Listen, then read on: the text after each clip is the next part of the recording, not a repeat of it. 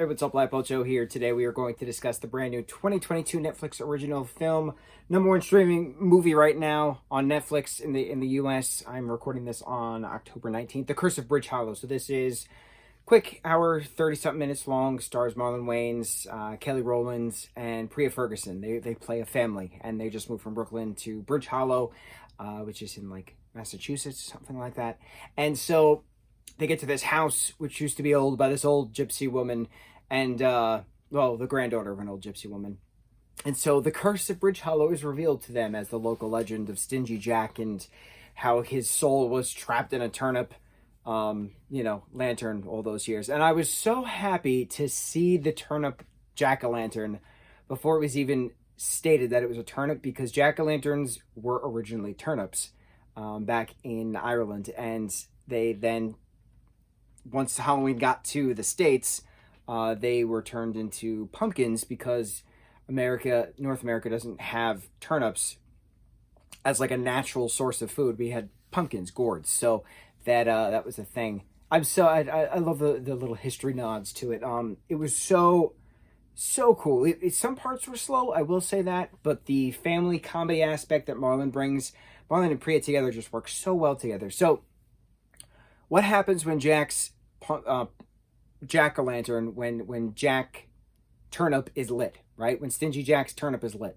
So his soul is then released, and he, is transforming his energy is transforming different Halloween props into actual, monsters. So the monsters then turn other monsters into monsters, and the zombies become alive, and the witches become alive, and the werewolves become alive, and things, right? It's just fun slapstick kind of stuff here and there, fun Rube Goldberg effect stuff here and there. When one thing knocks into another thing and makes another thing fall, and then a ball rolls, that kind of thing. It was very entertaining. I liked that Priya, who's playing a 14-year-old in this, and so she's a freshman in high school, and so she is the new kid, so she befriends this paranormal group of kids.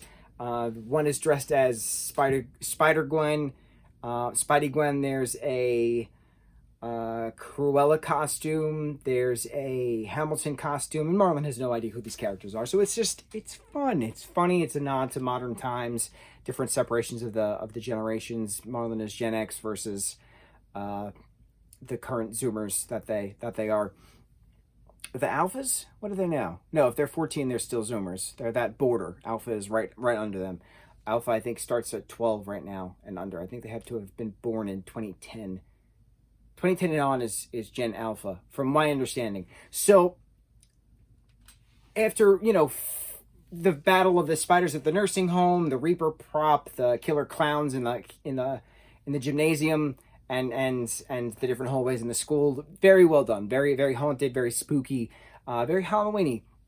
Again, certain parts were slow, but this felt like a Goosebumps movie, to be completely honest. We literally saw this plot point fall out with the, what was it, 2017, 2018 Goosebumps 2, Slappy's Halloween, something like that, the live-action film, which was awesome, and Slappy's curse brought all the Halloween decorations to life, and all mayhem broke loose. So we just saw this in a film, but it works so well, and it works so well in a creepy aspect. It works so well in a spooky Halloween aspect. I would love to see this work so well in a horror aspect.